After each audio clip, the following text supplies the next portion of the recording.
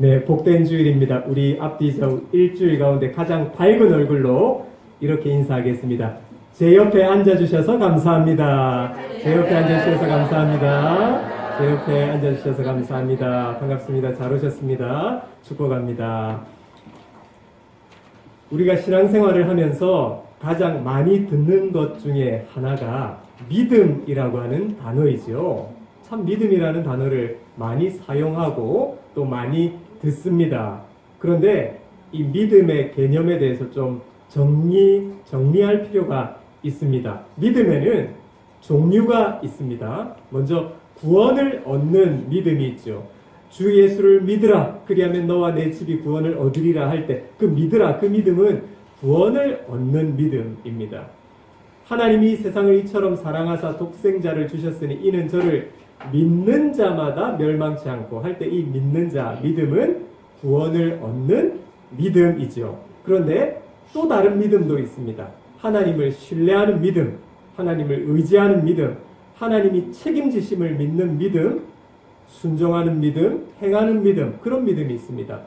예를 들어서요, 내 믿음대로 될지어다. 이 믿음은 하나님을 신뢰하는 믿음을 말하죠.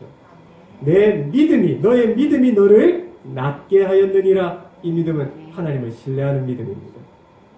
믿는 자에게는 능치 못할 일이 없느니라 할 때 이 믿음도 하나님의 손을 믿는 믿음이죠.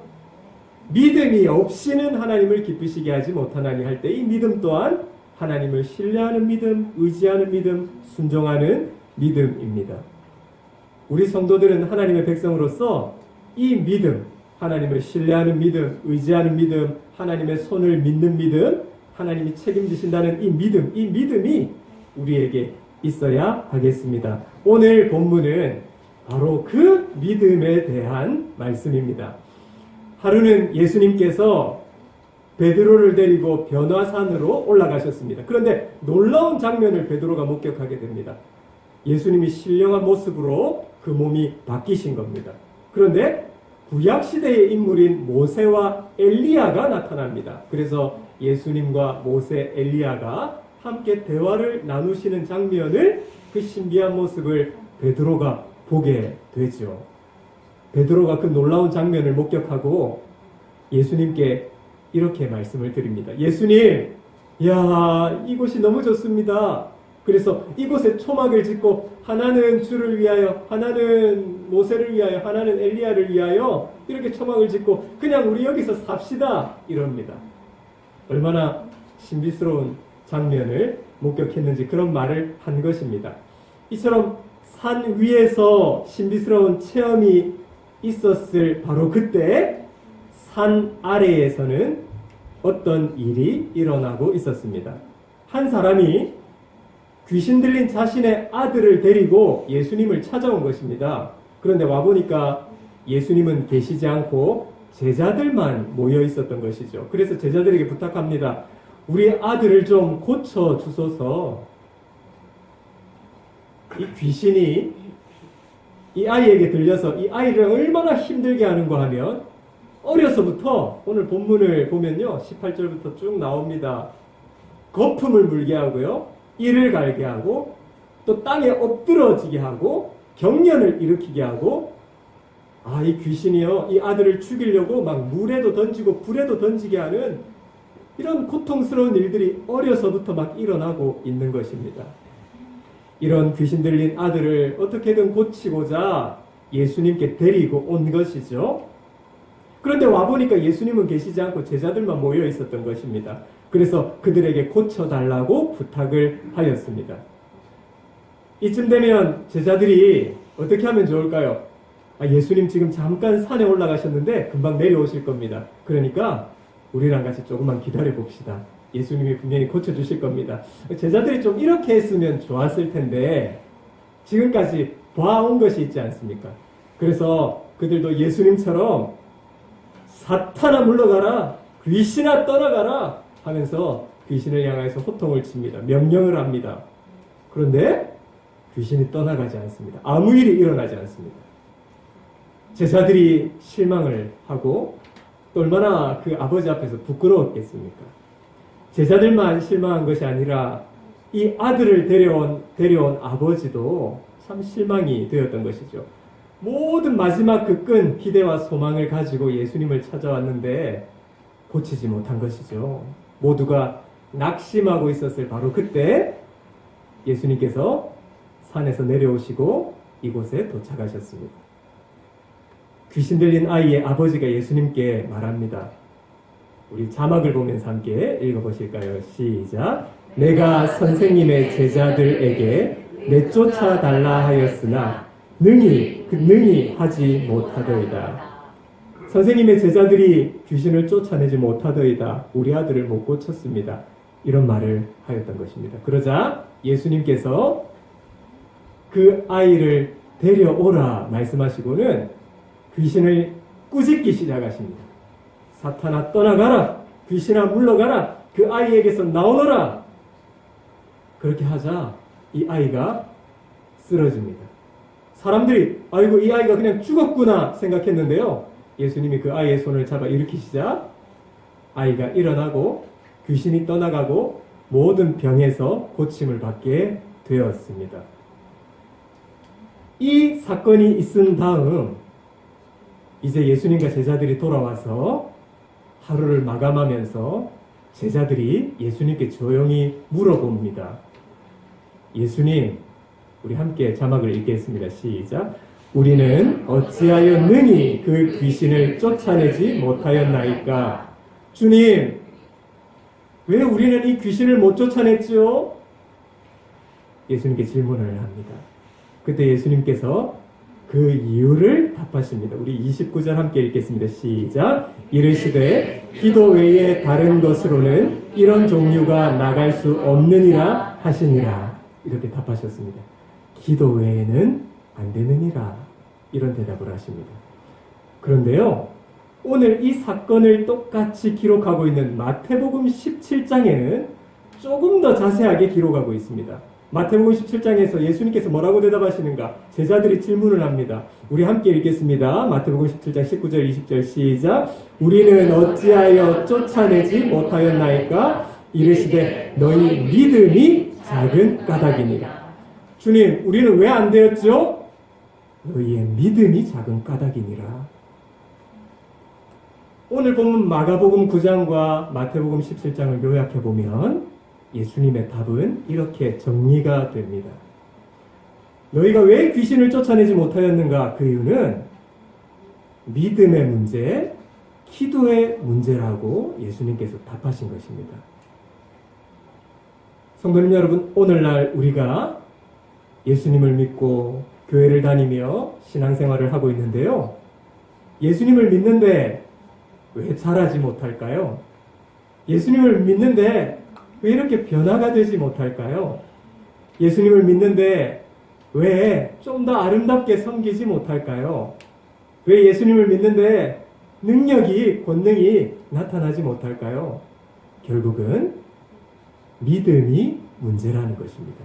너희 믿음이 작은 까닭이라. 하나님을 신뢰하는 믿음, 하나님을 의지하는 믿음, 하나님의 손을 믿는 믿음, 하나님이 책임지신다는 믿음, 하나님이 주인이시라는 믿음, 순종하는 믿음, 행하는 믿음. 그 믿음이 작은 까닭이라 예수님께서 이렇게 답하신 것이죠. 성도님 여러분, 신약 성경에 보면 디모데는 하나님을 참 기쁘시게 하는 인물이었습니다.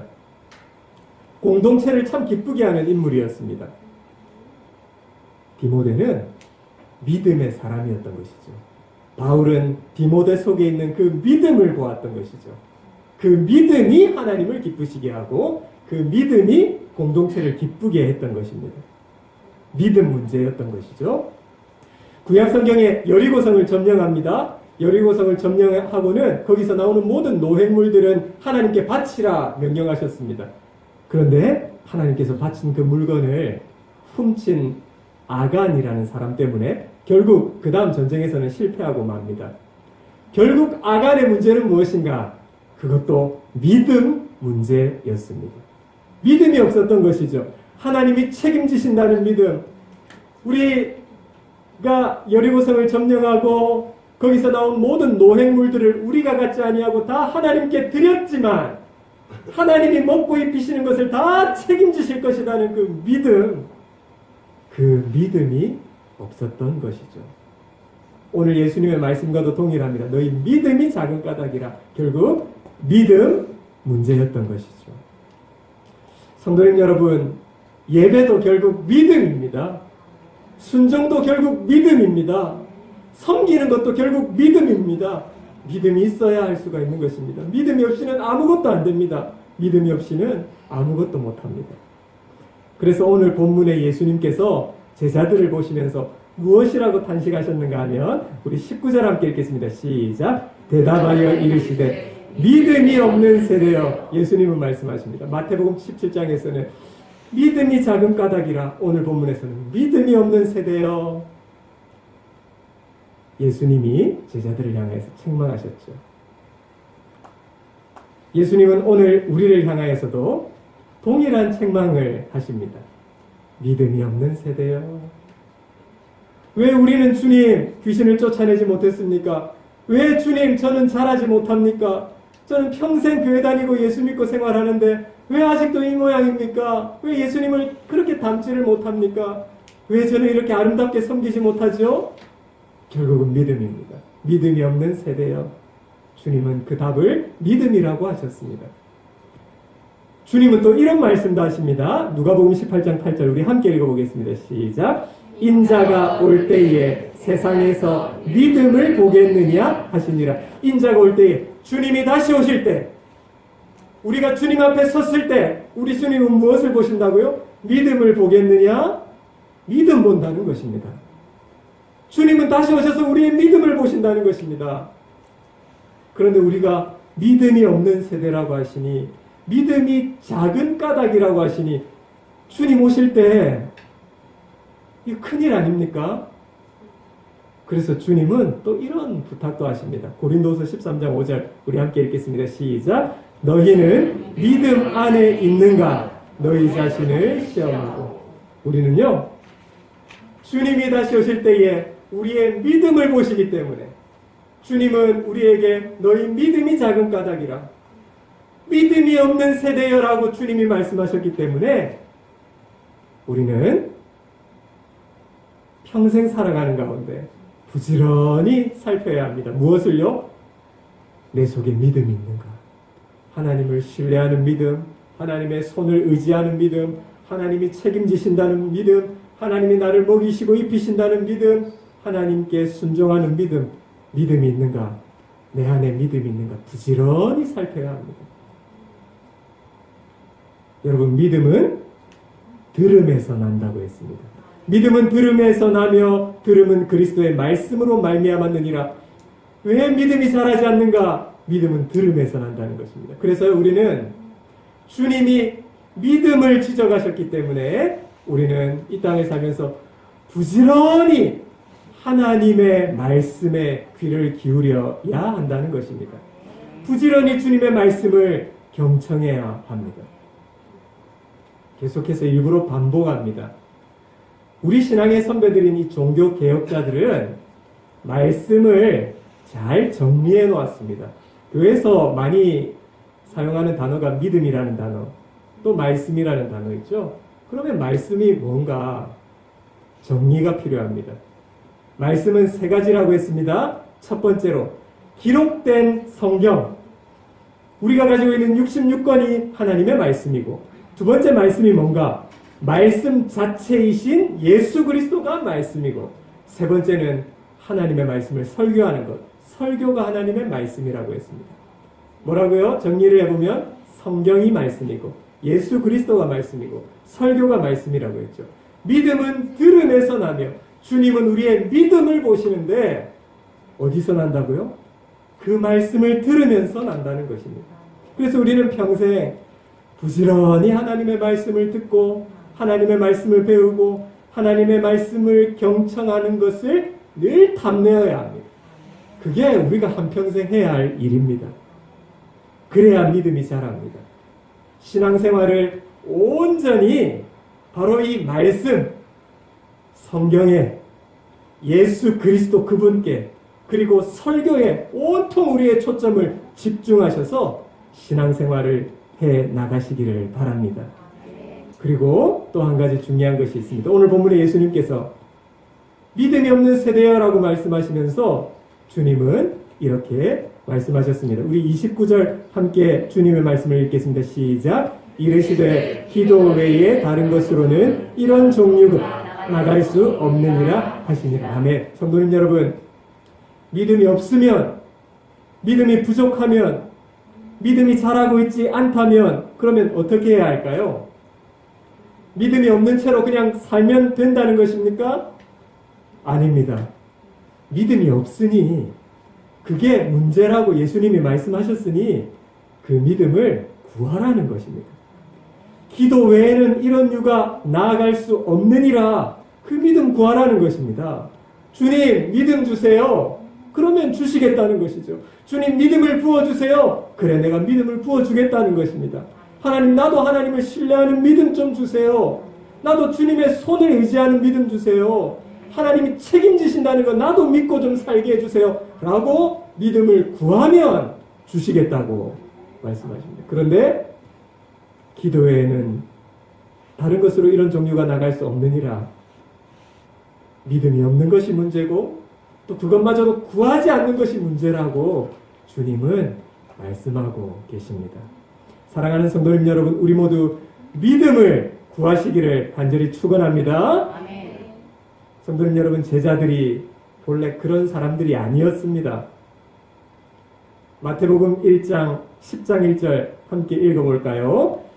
시작. 예수께서 그의 12제자를 부르사 더러운 기층을 쫓아내며 모든 병과 모든 약한 것을 고치는 권능을 주시니라. 아멘.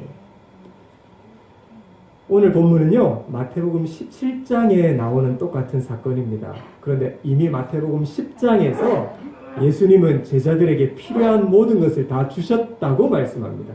그 중에 한 가지가 뭐라고요? 귀신을 쫓아내는 권능을 이미 주셨습니다. 그런데 문제는 뭐라고요? 믿음의 문제였고 그 믿음을 구하지 않은 것이 문제였던 것이죠. 믿음이 없으니, 기도가 없으니 그 주신 능력을 다 잃게 된 것입니다. 사랑하는 성도님 여러분, 이제부터 믿음을 구하시기를 바랍니다. 하나님, 나에게 믿음을 주세요. 그냥 신앙생활 하지 않게 하시고 그냥 되는 대로 하다가 가지 않게 하시고 하나님 이 땅을 살면서 나에게도 믿음 주세요. 하나님, 내 남편에게 믿음 주세요. 내 아내에게 믿음 주세요. 내 부모를 불쌍히 여겨주시고 우리 부모에게도 믿음 주세요. 우리 자녀들에게도 하나님 믿음 부어주세요.